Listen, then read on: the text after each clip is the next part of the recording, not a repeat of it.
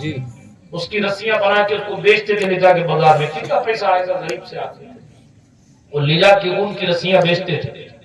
بس شام کو جو بیچ کے پیسہ آتا اس سے کھانے کی چیز لاتے اور گھر والے بیٹھ کے کھانا کھاتے تھے. یہ ان کی زندگی تھی. بڑا عابد تھا, اللہ والا تھا, اللہ کی ذات پہ بھروسہ کرنے والا تھا, ایمان والا تھا.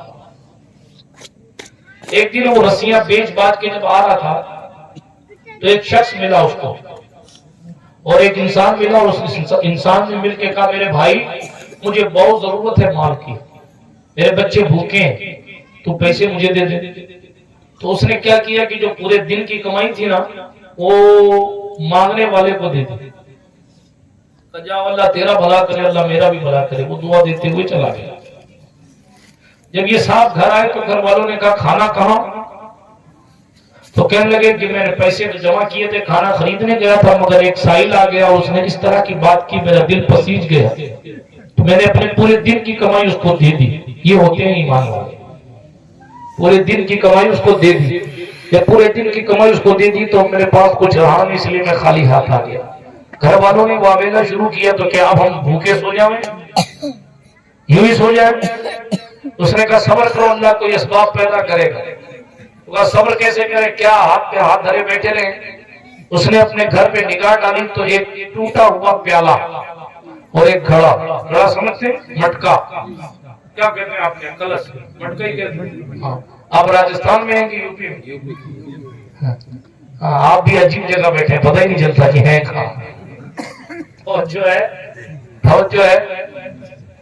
ایک ٹوٹا ہوا پیالہ تو ایک گھڑا مٹکا.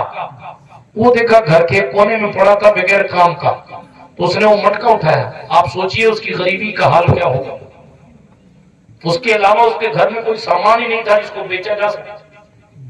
اس نے وہ مٹکا اٹھایا اور ٹوٹا ہوا پیالہ اٹھایا اور لے کر بازار میں اس نیت سے چلا گیا کہ اس کو بیچ دوں گا, یہ میرے کام کا نہیں ہے, اس کو بیچوں گا تو کچھ مال ہاتھ آ جائے گا جس سے کم آج کا کھانا کھا سکے.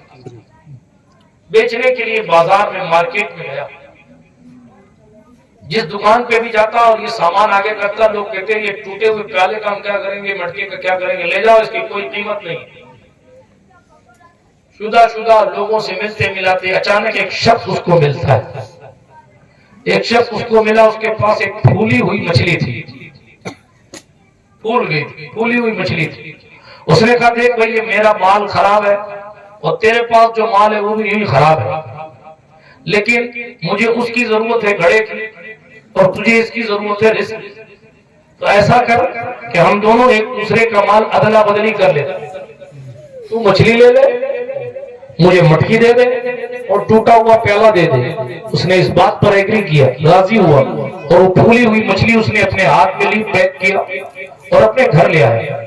گھر والوں سے کہا بہت کوشش کی, کھانے کی کوئی چیز نہیں ملی, یہی چیز ملی ہے, اسی کو بنا لو. گھر والوں نے اس مچھلی کو دیکھ کر کہا یہ پھولی ہوئی چیز ہم کھائیں گے, یہ تو خراب سی مچھلی ہے. گھر کے مالک نے کہا ایسا ہے کہ اس کو بھون دو, جب اس کو بھون دو تو اس کا ٹیسٹ ہو جائے گا, تھوڑا کھانے لائق ہو جائے گا. بہرحال اس کے کہنے پر اس مچھلی کو ذبح کیا گیا. جب اس مچھلی کو ذبح کیا گیا اور اس مچھلی کو ذبح کرنے کے بعد نتیجہ یہ ہوا کہ جب اس مچھلی کے پیٹ کو پھاڑا گیا, توجہ میری طرف رکھیں, میری طرف توجہ رکھیں. میں نے کہا کہ بچوں سے زیادہ میری آواز آ رہی. میرے متقی بھائی بیٹھے ہیں, ان سے گزارش میری سن لیں, بولنے دیں ان کو, میری سن. ان سے زیادہ آواز میری تیز, ان کے پاس لاؤڈ اسپیکر نہیں ہے, میرے پاس لاؤڈ اسپیکر ہے. اور دوسری گزارش یہ کہ یہ چپلوں سے مارنا ہمارے اسلام کا طریق نہیں. اس لیے برا لگے تو معاف کیجیے گا, لیکن اپنے بچوں یا کسی کے بچوں کو چپل سے یا جھاڑو سے نہ چھوا کریں. میں اسلامی رشتے کی ماں بہنوں سے بھی کہوں گا اپنے بچوں کو چپلوں سے یا جھاڑوؤں سے نہ مارا کریں, یہ ادب کے خلاف, وہ بھی اللہ کی نعمت ہے, اللہ کی دی ہوئی نعمت. اور ایک بات اور میں ماں باپ سے کہنا چاہوں گا چلتے چلتے اس واقعے کو روک کر کہ کبھی غصے میں بد دعا نہ دیا کریں, اس لیے کہ وہ آپ کا جلال کسی کی زندگی برباد کر دیتا ہے. اسی لیے غصے میں الٹا سیدھا کہہ لینا اور چیز ہے, بد دعاؤں والے جملے نکالنا اور چیز.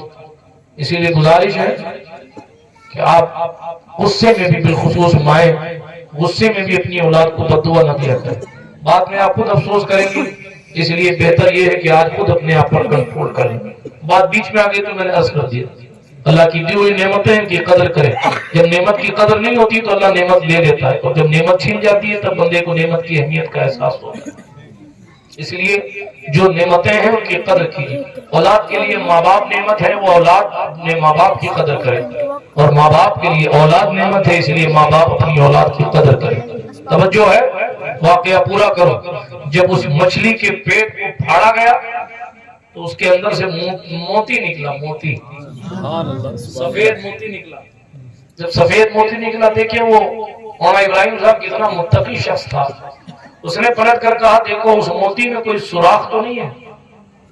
اگر وہ موتی میں کوئی سوراخ ہے تو اس کا مطلب وہ موتی کسی کا استعمال کیا ہوا ہے، وہ کسی اور کا موتی ہے، ہم اس کا استعمال نہیں کر سکتے. اور اگر اس موتی میں کوئی سوراخ، کوئی چھید نہیں ہے تو اس کا مطلب یہ اللہ کا رزق ہے، سمندر سے آیا ہے، اللہ نے ہمیں دیا. سبحان اللہ سبحان اللہ. جب اس موتی کو چیک کیا گیا تو پتا چلا اس میں کوئی سوراخ نہیں ہے، وہ موتی یوں سمجھ رہے ہیرا ہے. ٹھیک ہے، اس کا کوئی، اس کے اندر کوئی سوراخ نہیں ہے، انمول موتی. اس نے اپنے ہاتھ میں لیا، جواہر کارے کو ہاتھ میں لیا اور جوہری کے پاس گیا. جب جوہری کے پاس گیا، اچھا آج کے دور میں جوہری نہیں ہوتے تھے، کیوں نہ لگا دے، اصلی نقلی ملا کے بیوقوف بنا دے، وہ دور ہی الگ تھا. جناب اس کے پاس گیا اور جانے کے بعد کہا یہ میرا موتی ہے، اس کی قیمت کیا ہے؟ تو جوہری کی آنکھیں پھٹی رہ گئی اور اس نے موتی دیکھ کر کہا یہ کہاں سے ملا؟ تو اس نے یہ نہیں بتایا کہ مچھلی کے پیٹ سے ملا. اس نے کہا میرے اللہ نے مجھے رزق عطا فرمایا، میرے اللہ نے مجھے رزق عطا فرمایا، میرے اللہ نے مجھے رزق عطا فرمایا. اس نے کہا میری پوری دکان دیکھ لے، پوری دکان بک جائے گی، میرے پاس 30,000 ہے، وہ پورے دے دوں گا پھر بھی موتی کی قیمت ادا نہیں ہوگی. سبحان اللہ. کہو فلاں جگہ بڑا جوہری بیٹھتا ہے اس کے پاس چلا جا، وہ تجھے اور پیسے دے دے گا. اس نے اپنی موتی کو سمیٹا، سمیٹنے کے بعد بڑے جوہری کے پاس گیا، اس کے ٹیبل پر اس کے سامنے یہ موتی رکھا. جیسے موتی رکھا اس نے پھر چونک کے پوچھا ارے اتنا قیمتی موتی تجھے کس نے دیا؟ کہا میرے اللہ نے دیا ہے، اس کا رزق ہے، اس نے عطا فرمایا ہے. اللہ اکبر. اس نے کہا 70,000 روپیہ لے جا. کتنے؟ 70,000 درہم چاندی کے سکے. 70,000 چاندی کے سکے لے جا. کتنے؟ 70,000 کا یہ موتی ہے. اب وہ تو سکے تھے، نوٹ تو تھے نہیں، نوٹ بھی تو بیگ میں رکھنے پڑتے. ہاں اب آج کی طرح جیبیں چوڑی چوڑی نہیں رہی ہوں گی. تو 70,000 لے جا، اس کی قیمت یہی ہے، موتی مجھے دے جا اور 2 مزدور میں تیرے ساتھ بھیجتا ہوں.